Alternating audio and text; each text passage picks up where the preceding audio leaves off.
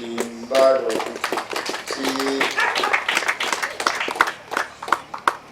chive nokuenderera mberi, chive nokuenderera mberi tichiziva kuti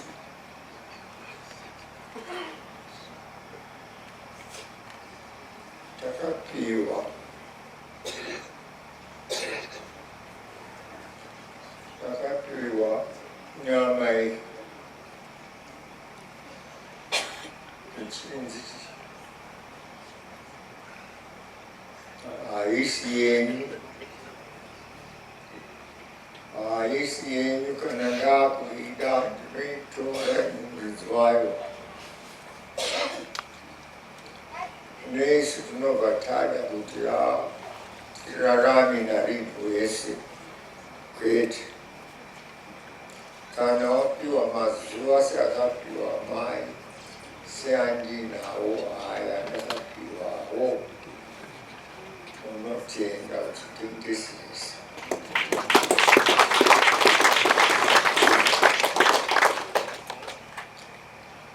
Wapiwawo murume kana mukadzi murume wakaita senyu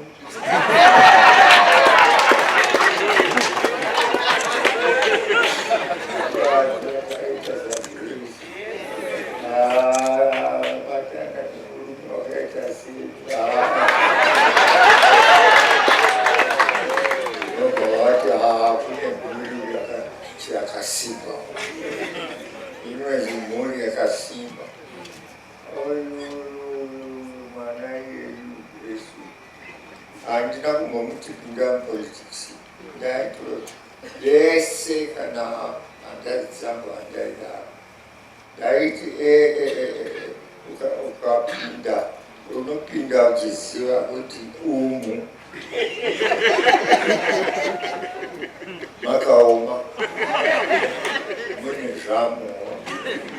Saka vaikona kuzochema neni, handidi kunzwa nochema neni.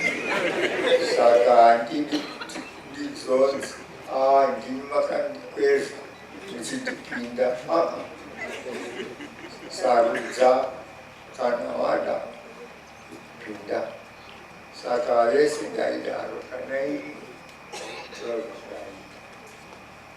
ambition yekuti ndinoda kuzova president hakomani. Ko upresident wacho usina kumbova kana minista zvako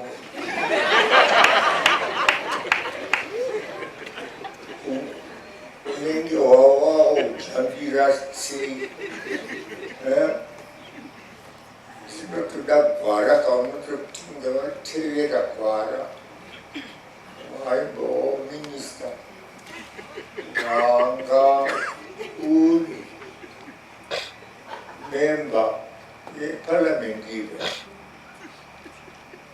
Inonzi mai vangu hana kumbovazvese hameno kuti vaita vamugabe vanoda kusiya ndaimusiya notoupi, ndaimusiya notoupi, handizvaitotaurwa nevamwe vandinofunga kuti vane hungwaru hwokuziva kana perechiri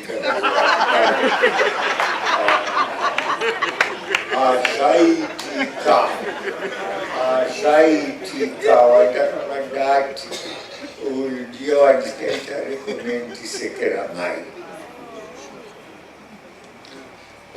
Kana ava vakaita ku vakava neruzivo, vaive neruzivo rwomusekeramai ndiye akanga asarudza. Takatonge tataurawo natavo beki futi kuti ndiye vandofunga kuti apinde ndichiti ini ndiye akatanga. Hapana futi chinhu chandaifunga kunze kwokuti yake ndiye akatangira nhandare. kana apedzawo nyanga dzinopindawo kuti vakafunda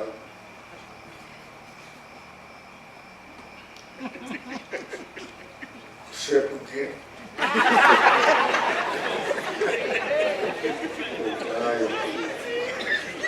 handiti zvinoitika kana kuhusipeduka hwemadzimambo uye wanga mudiki oti ndinosundirwa kupinda autsadzodzadza kuti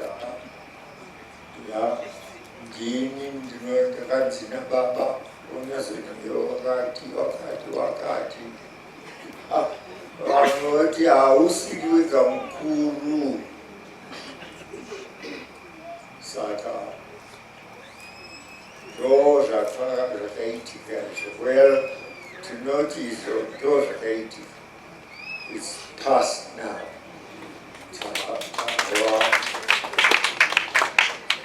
Tava pazvitsva ngatidzwananei, ngatitshandirei nyika yedu tiri tese tichidwanana kutaudzana dialogue, kutaudzana kwete kungogara tichinyeyana kunyeyana wakanyanya